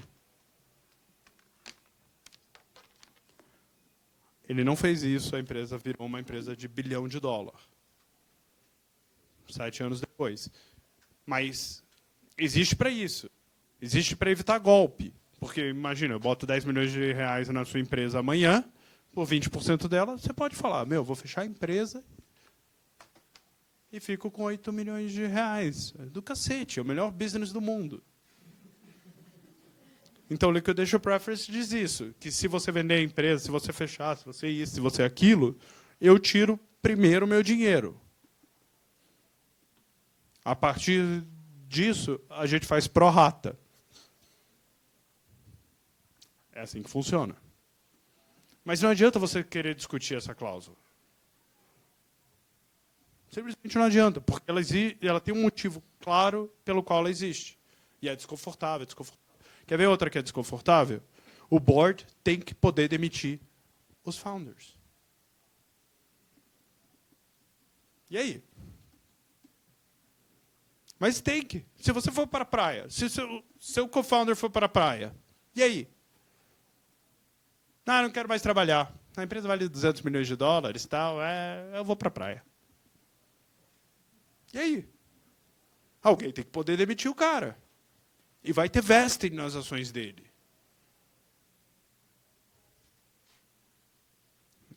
E entendo que é desconfortável. Mas é a verdade. É boa disciplina. Então, também você tem, como fundador, tem que escolher o fundo certo. Tem que escolher o fundo que você confia que vai fazer a coisa certa. Se você entra achando que o fundo vai investir na sua empresa e te demitir no dia seguinte para pegar todas as suas ações que estão em vesting, não casa. Não assina o contrato. Agora, deixa eu te contar outra coisa. O negócio de venture capital é um negócio de reputação. Um fundo pode fazer isso. Objetivamente, ele pode. Ele vai fazer uma vez. Ele vai fazer 2 vezes. Na 3ª vez, ele não faz. Ninguém vai assinar esse contrato com ele. Então, os fundos, em 99% dos casos, tá? Tem gente, sempre tem picareta em qualquer mercado. Mas eles tendem a se comportar muito founder-friendly. E no Brasil, os termos são muito founder-friendly. Muito mais do que em outros mercados.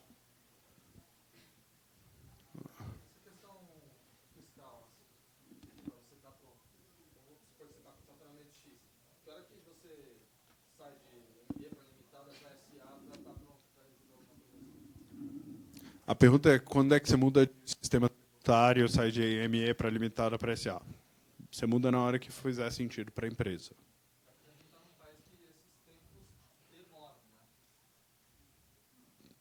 Demora, mas não deveria ser isso que impede o futuro da empresa. Assim, a gente não vê isso.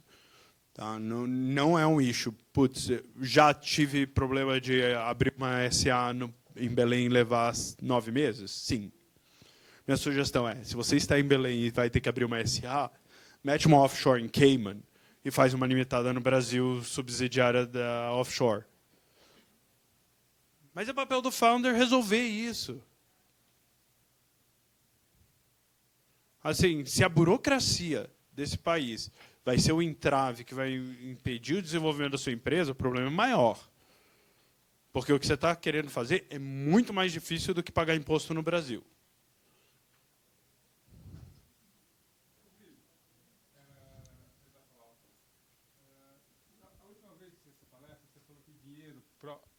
A última vez que você deu essa palestra, você falou que o dinheiro próprio é mais caro que o dinheiro do VC.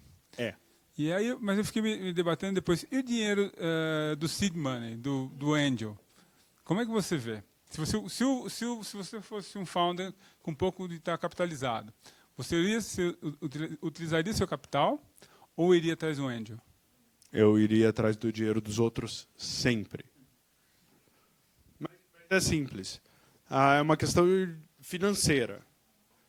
Você está alocando a sua carreira, a sua vida na empresa. E você só tem um investimento, a sua empresa. Qualquer cara que não está alocando a vida dele aqui dentro, que está no emprego dele corporativo, ele já tem pelo menos 2 ativos. A sua empresa e aquele. Provavelmente ele tem mais. Se ele está escrevendo um cheque de anjo, ele tem mais ativos, o que significa que ele está diversificado. E na diversificação, o custo de capital cai. Isso é finanças básicas. Então, sempre o dinheiro dos outros é mais barato do que o seu dinheiro, como founder. Quanto vocês já testaram esses termos nos tribunais brasileiros? Em parte, já se testou bastante. A gente levou... Não. É muito raro a gente tirar o documento da gaveta. Assim, não me lembro de ter feito... Nunca me lembro de ter chegado nesse ponto. Porque na hora que a relação já ficou... Vamos pegar o contrato? Quer saber, cara? Leva a empresa. Porque eu já sei que ela não vai dar certo. Se o founder está se preocupando em brigar comigo, em vez de tocar o business dele, é porque o business já não deu certo. Puta, faz o write-off e vamos focar nas empresas que estão dando certo. Então, putz, tem meia dúzia de testes, tem o convertible debt, se isso vai te colocar no cap table da empresa? Tem. Já tem testes e funciona. O resto, se você precisar testar, a gente negocia antes para garantir que todo mundo entende que ninguém está entrando inocente na coisa e não sabe o que está assinando. Mas se vai precisar testar, cara, não é sinal de que já deu errado. E você vai ver muitas das empresas que são VC-funded, elas acabam mudando offshore, em algum momento. A gente tem estrutura onshore e offshore, mas somos um dos poucos que tem as duas estruturas. Mas na hora que você começa a entrar em Series B, Series C, na hora que sua empresa está dando certo e ela vai ficando grande, os investidores começam a ser internacionais. E o cara não quer aprender a legislação brasileira. Ele vai fazer o deal que ele conhece, o deal em Cayman, no Delaware. Então, você acaba tendo que relocar a empresa, e aí você está na jurisdição que já faz essas validações. Você vê algum problema de devaluation de angel para seed? Já tem algum caso assim para... Por exemplo, você faz um valuation que quando o angel entra e depois quando vira seed você consegue um valuation menor do que o angel entrou. Direto e reto. Não, e isso acontece também em série A, tá? Porque como você, no começo da cadeia, você começa a ter muita gente que não é profissional, o cara não consegue precificar aquilo direito. Eu já vi nego que entrou na... Isso a gente chama de valuation trap. Tá? Quando é muito no começo e quando é 10%, o pessoal tenta acomodar. Putz, olha, você não tem mais 10% da empresa, você tem 15%, mas ainda dá um markup de 2 vezes. O pessoal tenta acomodar para não machucar demais. Mas esse é um ponto super importante, que é valuation trap. Se você levanta dinheiro muito caro, a gente volta e meia a ver isso. Você está se criando um problema. Porque das duas, uma.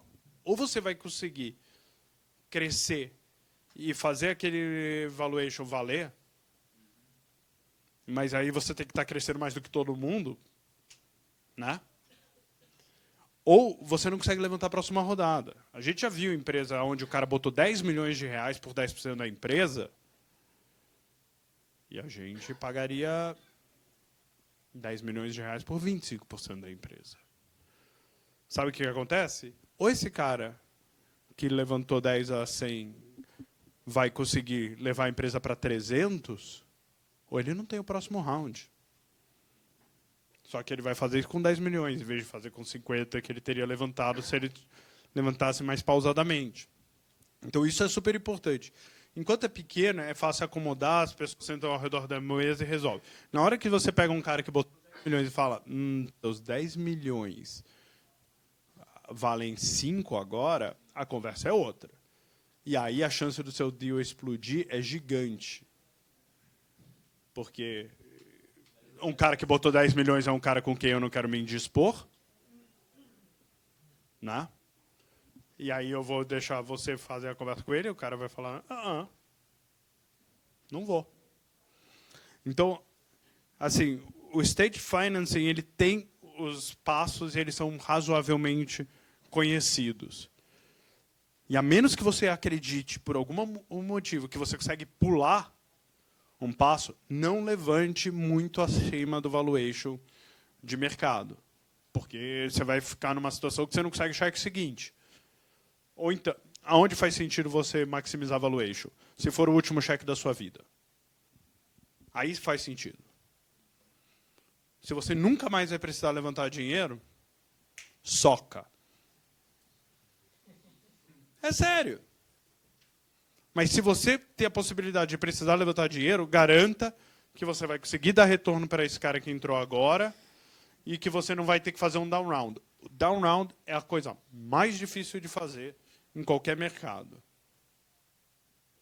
Seria sempre melhor você buscar ser conservador e realista, então, na fase inicial, para over-deliver depois? Ou... Over-deliver é sempre bom. Não, é verdade. No começo, eu não forçaria valuation. Tá? Putz, sua empresa está bombando, tem 5 milhões de clientes, não sei o que lá. Você pode break-even a qualquer hora? Puta, estica o valuation. Mas na hora que você estica o valuation, tem uma outra coisa que o cara vai fazer. Putz, você quer 2 bilhões pela sua empresa? Eu te dou 2 bilhões pela sua empresa. Mas você me garante que eu tiro pelo menos 3 vezes o meu capital.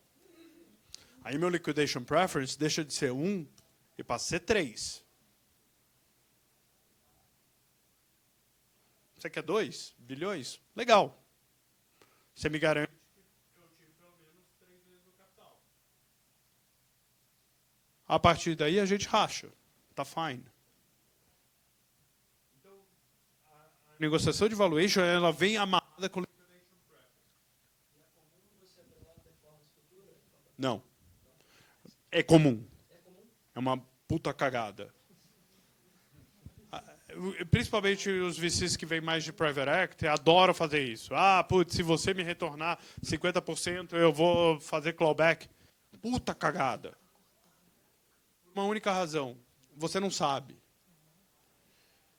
Não, eu vou fazer um clawback baseado no seu faturamento. Aí você chega... Tenho aqui um competidor que está indo numa estratégia freemium que está me comendo. Eu vou para o freemium também. você como founder? Você vai fazer a receita para preservar o seu equity ou você vai fazer a decisão certa que é para a empresa, que é para ir para o freemium?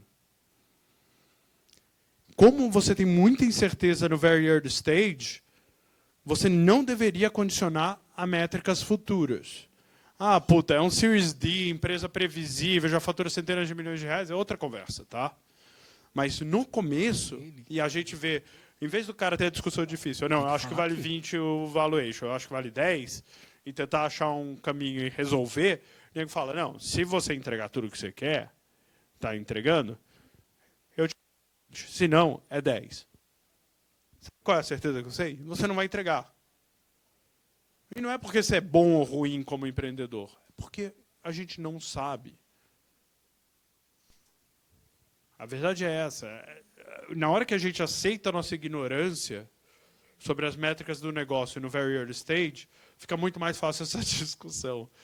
É uma falsa sensação de poder que você vai botar numa planilha de Excel e as coisas vão funcionar. A única coisa que você controla é custo. E mesmo assim, mal e porcamente. Dani, você tinha uma pergunta? Tem uma pergunta do Robson Marri. Vocês investem em uma startup que não pediu a patente da tecnologia do Core por falta de grana? Não conheço. Bem, conheço uma startup no meu portfólio que tem alguma patente. Não, software não tem patente. A gente só investe em software. Eu acho que em algumas outras indústrias, life science, alguma coisa de ag, você vai ter patente. Não vejo um problema de investir sem ter patente, a gente dá o dinheiro para o cara patentear. A grande dúvida é se ela é patenteável. Tá? Mas não tende a ser um problema. Mais uma pergunta do Pedro Berto. Em que momento pode começar o relacionamento com a Redpoint? Como ficar paquerando, né, até chegar esse casamento com a Redpoint? Como entrar em contato com vocês?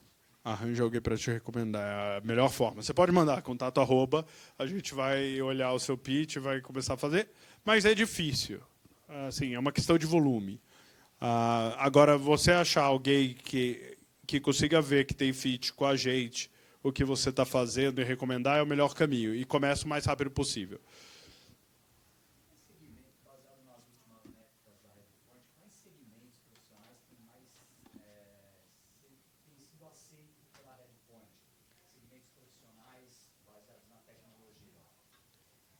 Repete a pergunta para a gente, por favor. Qual segmento de profissional a gente tem investido mais? É essa a dúvida?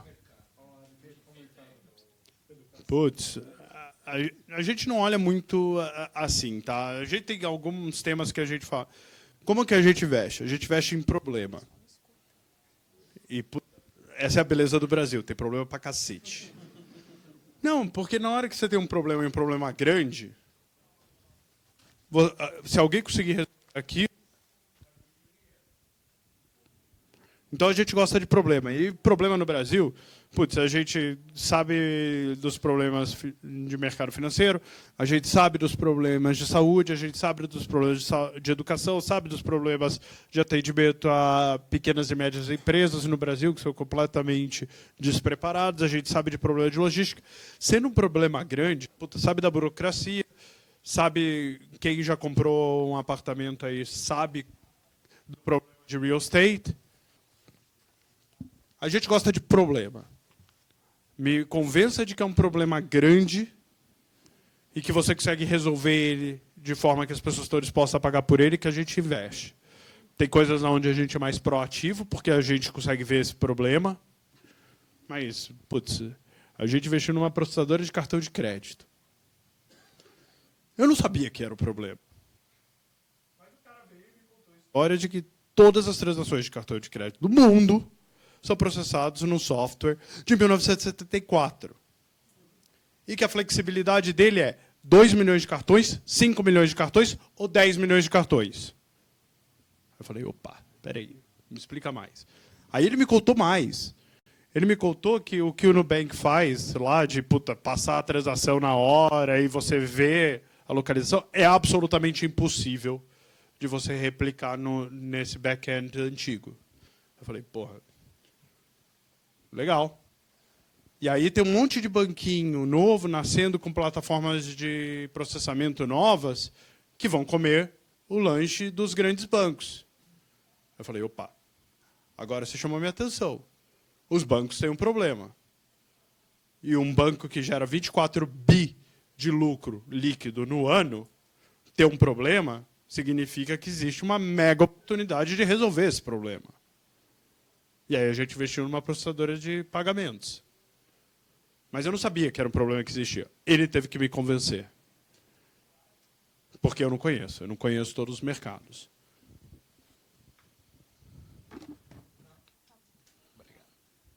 Na estruturação de conselhos, dentro da tua experiência, quando que vocês trazem pessoal de fora da indústria de software? Principalmente, que competências vocês buscam?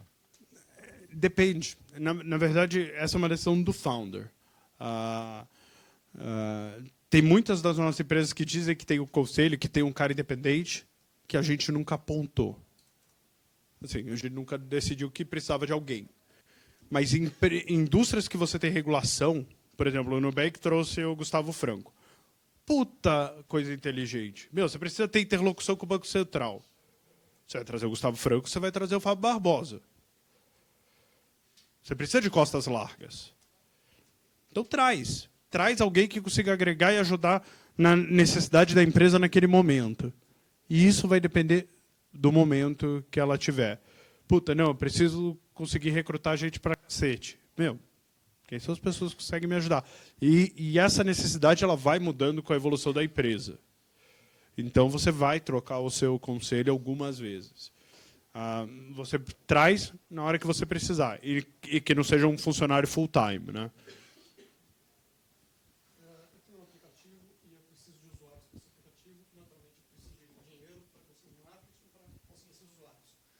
Só que os investidores querem os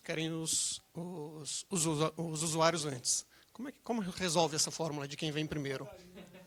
Ovo, galinha, tostines. Arranja alguém que te conhece. Que te conhece ou que te conhece o problema. A questão é, preciso fazer marketing para arranjar usuários para o meu aplicativo para conseguir investidores. Precisa. Não tem jeito. Arranja alguém que confia o suficiente em você ou que sente a dor o suficiente. Então, as campanhas de crowd equity, né, tipo Pebble, as pessoas que querem pagam upfront. E você consegue se financiar assim. Ou então, pega alguém que conhece aquela indústria como ninguém e fala, não, isso aqui é uma puta oportunidade, esse cara vai botar o cheque. Mas ele está comprando ou você ou o problema. Não tem muito jeito. E você não precisa de muito dinheiro para conseguir uma quantidade significativa de usuários se você criar loops virais e fazer marketing na raça. Se você for criativo, você vai. O que seria um número interessante de usuários? Depende. Eu tenho empresa que tem um usuário. Só que esse usuário vai fazer um cheque de 100 milhões de reais no ano.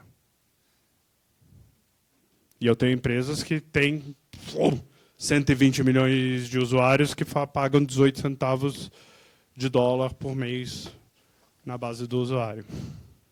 Depende. Depende do modelo de negócio, depende da sua capacidade de monetização. Assim, o que eu quero ver é, com a perspectiva de usuário que você está me dando, com o ticket que ele vai me dar, eu consigo construir um business grande? Essa é a dúvida. Tá? E aí, na hora que você estiver pronto, pitch like a rockstar. Assim, é um show, você está no palco.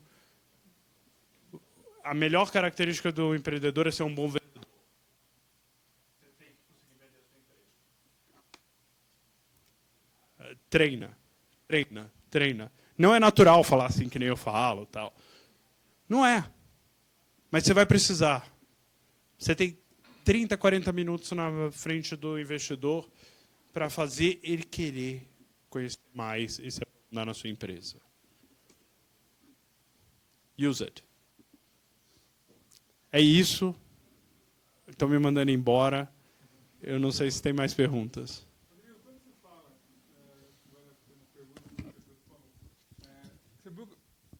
Você busca empresa de B, né? Essa empresa, ela tem que ser, vamos falar, empresas, né? Você acha que a maioria delas vai ser internacionalizada ou vão ser brasileiras? Qual é a sua sensação? Depende. Assim, não consigo te dizer. Tem empresas que vão precisar internacionalizar para chegar nesse tamanho. Tem empresas... Se eu construir um banco, qualquer banco no Brasil vale um bi. Se eu construir um plano de saúde que é profitable, vale muito dinheiro. Se eu construir uma empresa de logística gigante, ela vale muito dinheiro. Então, tem coisas que você consegue fazer no mercado local. Colocar florzinha na foto do Instagram, a única chance de você ganhar dinheiro é se for global. É a única chance. A gente, particularmente, não gosta muito de coisas que dependem de um mercado internacional para ser grande o suficiente. A gente não tem problema nenhum que, puta, estamos ganhando no Brasil, vamos internacionalizar. A gente já fez isso com o DPE, já fez isso com o PSafe, a gente faz isso. Mas sua tese preferencial é local. É um mercado que eu conheço, né? Se eu falo, puta, não, isso daqui vira uma empresa muito grande no Brasil, e, by the way, eu tenho todo o upside do mundo, literalmente, porra, é do cacete. Se eu falo, não, olha, essa empresa aqui só vale a pena se ela virar uma empresa global, e aí eu tenho que entender o que está acontecendo em Israel, no Japão, na China, nos Estados Unidos, para saber se aquela empresa... No Brasil eu sei, no Brasil eu vejo os deals. O que o cara está fazendo na garagem em Austin? Não tem a menor ideia. Vocês, como tem várias empresas investindo, vocês abrem portas de uma para outra, se vocês veem algum tipo de sinergia? Muito. Em todos os aspectos. O que as empresas mais gostam é uma viagem que a gente faz uma vez por ano, que a gente pega e leva 3 ou 4 pessoas de cada empresa para o Vale. E a gente pega e marca umas 60, 70 reuniões na semana. E aí a gente vai falar, puta, com o cara de Product Marketing da Lever sobre como é que você faz Product Marketing para empresas que vendem para cara que não tem budget dentro de grandes corporações, que é o RH. E aí todas as empresas que têm esse problema, seja o cara que vende para o RH, seja o cara que vende para a compra, seja o cara que vende para maintenance, vão lá. Eles ouvem o que o cara está fazendo, veem o que é melhor prática, mas depois a galera sai, puta, pilhada, pensando no que dá para fazer e como que isso se relaciona no Brasil e troca experiência. Então, todas as nossas empresas, os CEOs o tempo inteiro estão no WhatsApp lá, porra, qual que é a métrica de vendas de um SDR? Qual que é a métrica de vendas do Sales Executive? Quanto vocês estão pagando no Dev? Meu, tem muita coisa. E, às vezes, rola cross-sell nas empresas. Assim, os caras se falam pra caramba. E às vezes eu não sei exatamente, puta, como é que a RD está fazendo a venda. Eu sei que a RD tem uma máquina do cacete de venda. E aí eu vou falar, porra, Eric, arranja 2 caras aqui para bater um papo com esse cara que ele está montando a força de venda dele. E isso te economiza alguns meses de bater a cabeça na parede. Eu não tenho que saber tudo, eu tenho que saber quem sabe. Bom, eu vou ter que conhecer alguém na Redpoint, então eu vou me apresentar já depois, tá? Aí a gente conhece. E vocês têm problema de investir em 2 empresas que estão atuando no mesmo segmento? Sim e não. Na hora que a gente fala, puta, esse cara pode ser conflitivo com a empresa do portfólio, eu vou ligar para o CEO da outra empresa, da empresa que está no portfólio. A minha lealdade é com ele. Se ele falar, não quero que você invista, provavelmente a gente não investe.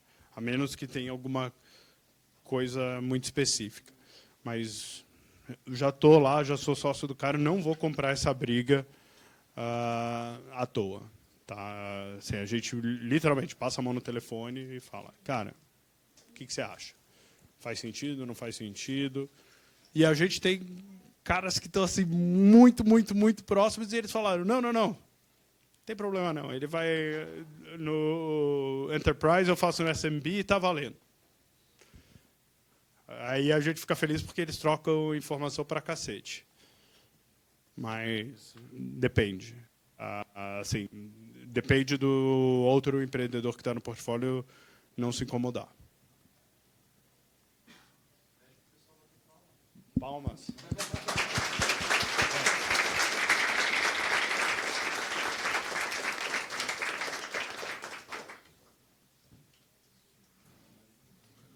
Mais nenhuma pergunta? Então, vamos tomar cerveja.